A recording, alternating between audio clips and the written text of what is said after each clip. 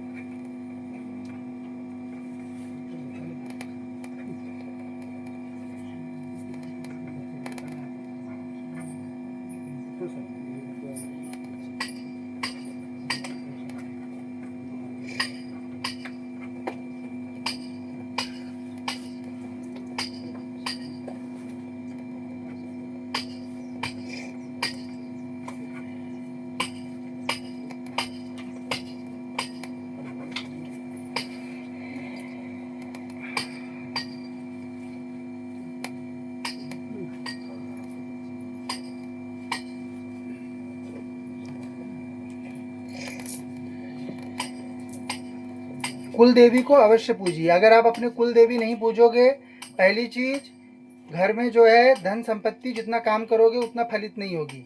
दूसरी चीज आपके पूर्वज 100% रुष्ट होंगे, क्योंकि कुल देवी के ही अधीन आपके पूर्वज आते हैं।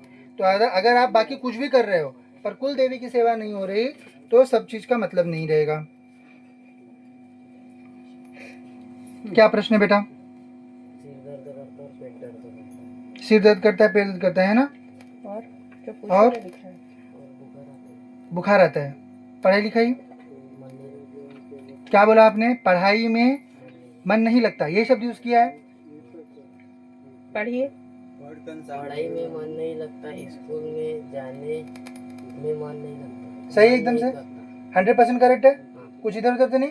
हाँ, और दूसरा चीज आपने क्या बोला कि सिर में दर्द होता है। आपको सिर में दर्द ही नहीं होता, आपको चक्कर आता है ना, सिर घूमने जैसा लगता है। आंख बंद किए तो ऐसा लगता है कि ऐसे ऐसे हो रहा है करके, है ना। हाँ, और क्या प्रश्न है आपका? पेट दर्द करता है, ठीक है। आप कोई देवी देवता की सेवा के प्रति मन करता है आपका? और अन्य? और अन्य? मूल रूप से आप क्या बोला? शिव जी। हनुमान जी इस ब्रह्मांड में किसी के इष्ट नहीं होते हैं। हनुमान जी को पॉपुलराइज कराया है कथावाचकों ने, है ना। हनुमान जी की स्वयं की इच्छा नहीं है, क्योंकि उनका वैसा मंडल नहीं होता। हर देवता का एक कैरेक्टर होता है ना, काम होता है एक, वो काम वो माया में करते हैं। हनुमान जी लोगों को धारण करने वाला काम नहीं करते, तो इसीलिए वो इष्ट रूप में नहीं रहते। आपके इष्ट जैसे आपने बोला शिव जी, वो क्यों है शिव जी? क्योंकि आप बेटा देवी भक्त हो, पूर्व जन्म से देवी की साधना करके आ रहे हो, इसलिए शिव जी की भक्ति की ओर आप आकर्षित हो रहे हो। ठीक है, तो दुर्गा देवी की आपको साधना करनी है, दुर्गा देवी की उपासना करनी है। आपको स्वप्न में कोई देवी दिखाई देती है? ध्यान करो। कोई औरत, कोई स्त्री दिखाई देती हो? नहीं। हाँ, क्योंकि आपकी देवी बता रही है कि आपको स्वप्न में भी देवी दर्शन देती है, तो आपको याद नहीं रहता सुबह तक। माँ के स्वरूप में? माँ के स्वरूप में आती है ना। हाँ, तो वही तो बता रही देवी, है ना। देखो, ये देखो, एकदम सही। ठीक है, मेरे पास भैरव बाबा वाली जानकारियां आई हैं, वो मैं नहीं बताता हूँ क्योंकि आप बहुत बच्चे हो। ठीक है, आ रही है उसको। नारायण 128।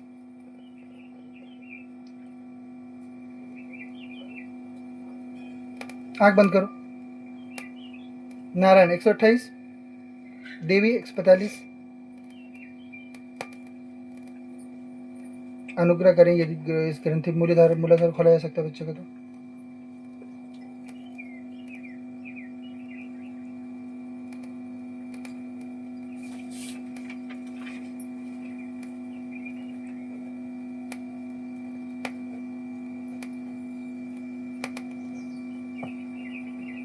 विशिष्ट फ्रिक्वेंसी से बच्चा घूम रहा है, उसको एक्सप्लेन करिए, क्योंकि लोगों को नहीं पता रहता, पीछे से दिखता भी नहीं है जी।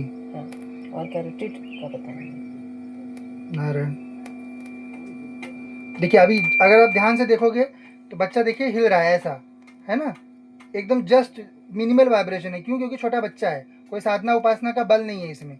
जब यही बल बढ़ता है तो जो आप हम लोगों को देख रहे हो ये स्थिति हो जाती है कि इस समय देवी और बाबा बात कर रहे हैं आपसे, लेकिन कोई झूमना नहीं, कोई मटकना नहीं, कोई चीज़ नहीं। तो ये स्थिति से ये स्थिति में आने के बीच में साधना रहती है। जो यदि किसी भी देवता की जो ये जो वाइब्रेशन रहता है, ये कोई भी जीव जिसके ऊपर देवता ना हो ये नहीं कर सकता, क्योंकि इसमें वाइब्रेशन एक फ्रिक्वेंसी में होता है, वो उसी स्पीड से होगा। जब हम अपने मन से वाइब्रेशन करने की कोशिश करते हैं तो वो वाइब्रेशन कभी भी एक फ्रिक्वेंसी में नहीं होता है। ठीक है, आँख खोल लो बेटा।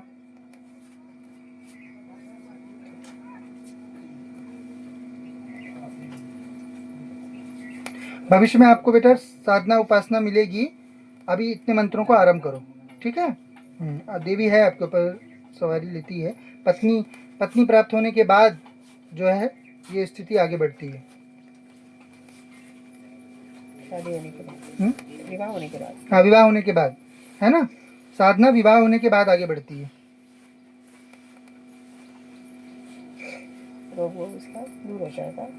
हाँ, और जो रोग 21 पेशी करने को बोला था। हाँ बोला है आपको बेटा, पेशी करना है सिर्फ। आके पीछे बैठ के अपना अभी से मंत्र जप आरंभ करो और पीछे आके बैठ के बस पेशी करो। ठीक है।